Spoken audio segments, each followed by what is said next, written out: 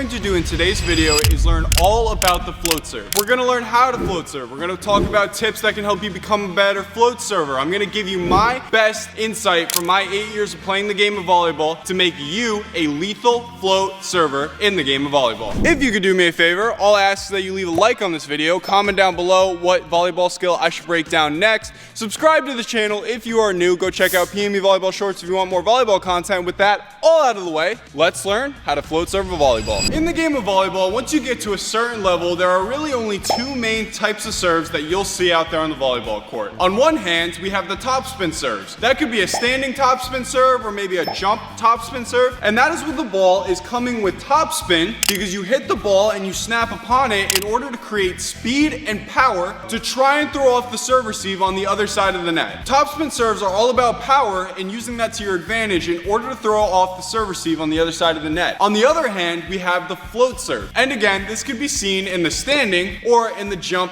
variant. Float serves are great because they don't rely as much on power, but instead this floating effect that we can get when we hit a float serve correctly. What this does is allows the volleyball to move back and forth, literally just like that. And what it'll do is it'll give the serve receive more things to think about when they're trying to pass your serve. If you're able to effectively float serve a volleyball, then they're gonna have to pass serves that are coming at them like that. And honestly, I haven't done a whole lot of serve receive in my life, but the serve receive that I have done, honestly, I like passing float serves way less than I do jump spin serves. What we're going to do in today's video is just focus on the standing float serve variant. It is a super easy serve that I think a beginner could learn, and I also think it's a serve that a more advanced volleyball player could definitely use and utilize from behind the service line. So let's start off this video by learning the basics of the standing float serve. But before we do that, I just want to take a quick moment and thank the sponsor of today's video, Way of Wade. Way of Wade just dropped their new 808 5 Ultra V2s in the mint colorway. And I gotta say, with my play testing in these shoes, I absolutely love them. And not only is the design super sleek, but they have a built-in insole that adds a ton of bounce to your game when you take to the volleyball court. I love the way they feel and the level of comfort that they add to my feet when I'm out there on the volleyball court. If you know anything about the game of volleyball, it's that you want a comfortable pair of volleyball shoes. And I can say that these 808s have been that and much, much more. So if you want to go check out the new Way of Wade 808 5 Ultra V2s in the mint colorway, make sure to use the link in the description of this video to get you a discount off of your very own pair. Thanks again to Way of Wade for sponsoring today's video, and with that out of the way, let's hop straight back into the video.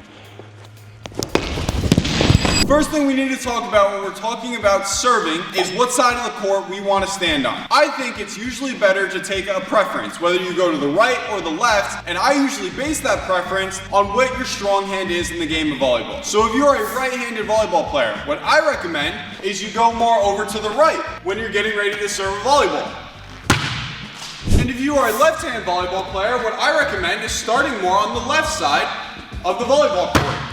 Since I am a lefty volleyball player, I'm going to be doing this tutorial from the left side of the volleyball court. But I do realize that the majority of people watching this video are probably right-handed. So all you really have to do is do the opposite of what I'm doing. So whatever your strong hand is, that is going to be the side that you start your serve from. When you serve a volleyball, even though you're in rotation 1, you can actually serve from anywhere behind the service line. So at the end of the day, honestly, just choose a spot that is comfortable for you. Now let's talk about how we get set up before we do our float serve. There's a couple of important things that we need to focus on here. First is our feet, then we have our toss, and then we have our actual serve or the swing. So starting off with our footwork, we want to set up with our dominant foot forward. Since I'm a left-handed volleyball player and I'm going to serve with my left hand, my left foot is going to start in front of my right foot. I want my feet to be set up in a comfortable stance around shoulder width apart. The reason we want to set up like this is because we can generate power from our hips in the rotation we get when we actually serve the volleyball. So what happens is when I serve that volleyball, I actually step forward with my non-dominant foot. What that allows me to do is open up my hips and use them to generate more power behind the serve, giving it more of that float effect, especially if I hit it correctly. So every time I get set up to float serve a volleyball, I want to make sure I'm starting with my dominant foot forward and my non-dominant foot back.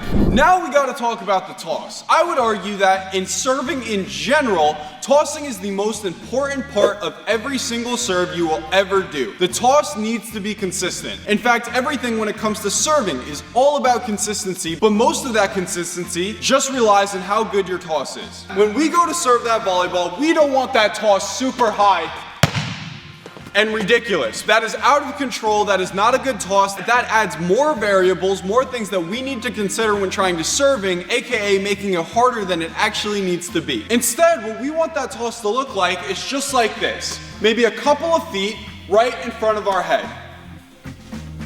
A good way to practice tossing the volleyball, believe it or not, is just by tossing the volleyball. All you need to do is just get comfortable tossing around this height every single time you go to float serve a volleyball. I think that's a really good height. And what it allows you to do is hit that volleyball at the top of your swing, which is super important in order to get that volleyball over the net. The other super important variable with tossing a volleyball for your float serve is you want to toss that volleyball a little bit over towards your hitting hands. So since that volleyball is starting in my non-dominant right hand, what I want to do is just toss it a little bit over to the side, just like that. And why I want to do that is because I want to give my left hand the least amount of things to worry about. So when I actually go to serve that volleyball, my left hand has very little things to worry about. That volleyball is in the same spot every time, and I can do the same swing in order to have very consistent results with my float serve. The last component, the last piece of the recipe to float serve is all about the swing. The swing for a float serve is a little bit different than your normal swing that you would use when hitting a volleyball. This is because the swing that you use to hit a volleyball is all about generating that topspin on the volleyball. We don't want to do that when we're float serving. We want that volleyball to be nice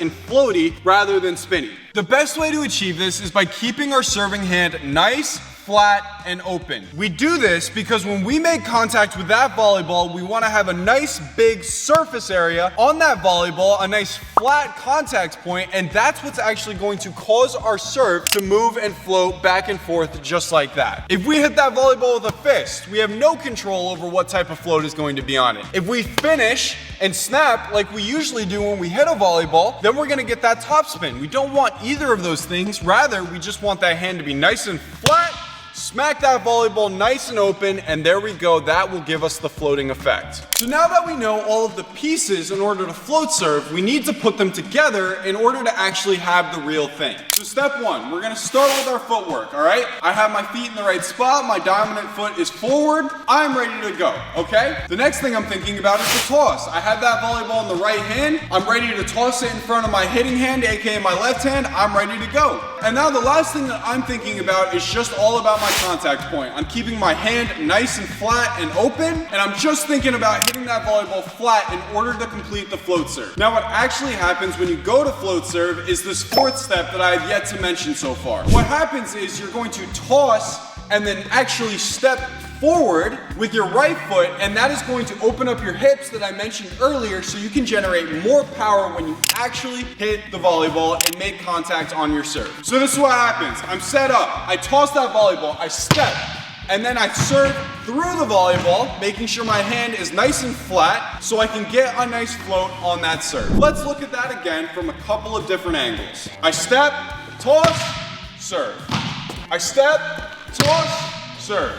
And then, one more time, we step, we toss, and we serve.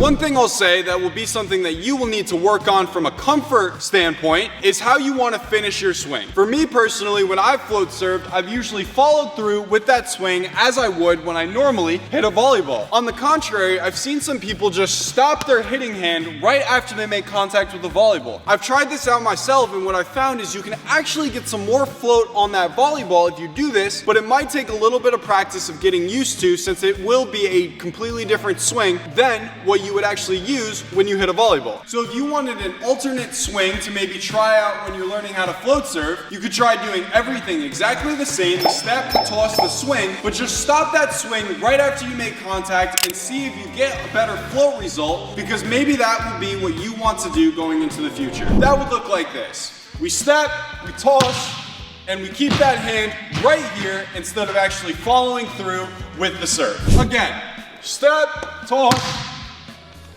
serve. Step, toss, serve. That is the basic formula to float serving a volleyball. Now let's break down some tips, some tricks, some extra things that you can use in order to find more success, maybe get some more aces from behind the service line when you go to float serve a volleyball. The first thing that we need to talk about when float serving is all about location. In fact, I would argue that location in serving is everything. And you can have a serve that might not be as powerful, but if you put it in the right location, then you can be successful with it. As you can see behind me, there's 30 by 30 square feet of court on the other side of the net that I have to work with when I serve a volleyball. And most of the time, volleyball teams will have 3 players that will make up a serve receive. One player will be right in the middle, then we have somebody over here on the right side, and then on the flip, we have somebody serve receiving on the left side. Most of the time, what you don't want to do is put that serve directly on a player. So if there's a player standing right here, what I don't want to do is float serve that volleyball right at him. That would be the easiest possible pass that he would have to make, even if it is a good serve. Instead, I think there are 4 good spots that on a normal float serve you should aim for. We have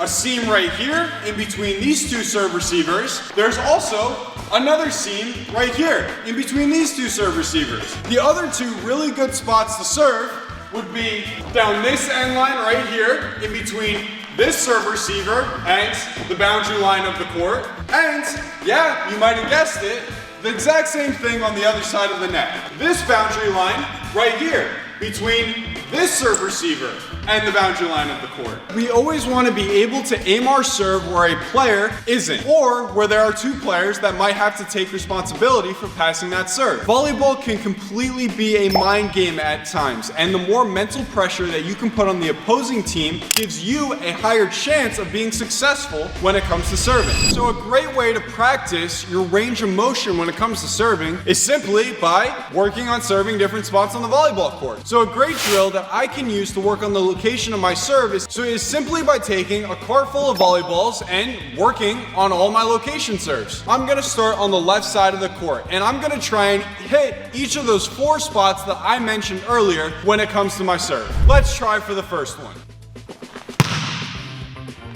As you can see, that was pretty close. I didn't quite hit that serve in bounds, but if that volleyball were to have hit the line, that would have been a great serve to put pressure on the other team. Let's try that again. That serve looked a lot better. It landed inbounds, it was in between the sideline and that serve receiver. That's a great looking serve right there. Let's try for that next spot. That looks pretty good right there. I would say it was in between 2 serve receivers, making it so they have to make a decision on who's gonna pass that volleyball. Let's hit the next seam. That right there was my best serve yet. It went deep, in between the seam. I'd make an argument that that was probably going to be a pretty effective serve in the game of volleyball. Last but not least, let's hit that 4th spot on the opposite sideline, try and get a good float serve. And that right there looks pretty good. If you are looking to improve your float serve, I would recommend hitting those 4 spots on the volleyball court. Those are the highest percentage places on the volleyball court that you have to succeed when putting the other team out of system or getting an ace. The last thing I think we should talk about when float serving a volleyball is throwing in a short serve every now and then. Let me paint this picture for you. Say I'm back here serving. I serve maybe 3-4 times in a row. A great thing that I can now do, since I'm already having success from behind the service line, is incorporate a little bit of a curveball, throwing in a short serve. Pretty much all of the same rules for float serving a volleyball apply when it comes to serving the volleyball short. The only thing that really changes is you just add a lot less power when you actually make contact with that volleyball. You want that volleyball to land within the 10-foot line on the other side of the net, but not arcing super high. You still want that volleyball to float pretty close to the plane of the net. You want it to be more of a dart that just kind of dies, rather than a woo kind of serve, if you know what I mean. So let's use that same scenario I just talked about. I'm on a service run of 4 serves in a row. I'm gonna now throw in a short serve to even throw more of a curveball on the serve receive on the other side of the net and give them even more of a hard time receiving my serve. Here I go. And as you can see, really the only thing that I did there was just add a lot less power. Not only did that volleyball die on that end line, which is a great serve, but it also died short, meaning that would be an even more difficult serve, especially if that serve receiver is expecting a normal float serve. It is just a great little mind trick that you can use, and another way that you can add another location that you can float serve on the court. Honestly, you can float serve every single tile on the other side of the volleyball court with enough time and practice, practicing your angles, where to hit the volleyball, and how much power you need. You could hit whatever shot you desire. To finish off the video, I'm just going to give you one quick at-home drill that you can do by yourself if you don't have access to a gym or a net to practice your float serve. All you need is the same thing that we've used in a bunch of other tutorial videos that I've made. A trusty old wall. Basically, what I'm going to do is aim for a spot on this wall that would be higher than the plane of a volleyball net. When I reach up on a men's volleyball net, I can just barely get like the top of my middle finger over the net. So this bar right here is going to be what I'm aiming for when I'm practicing my float serves. So now that I know the spot that I'm going to be aiming for when I practice my serve, I'm gonna give myself a little bit of distance. I'm gonna get set up as I would to serve a volleyball, and all I'm gonna do is use that wall to serve a volleyball. Walls are a volleyball player's best friend. They act as a natural rebounder, and they just allow you to get rep after rep after rep practicing your serve. I highly recommend that if you want to work on your float serve, all you really need is a volleyball and a wall, some time and effort to put into practicing that float serve.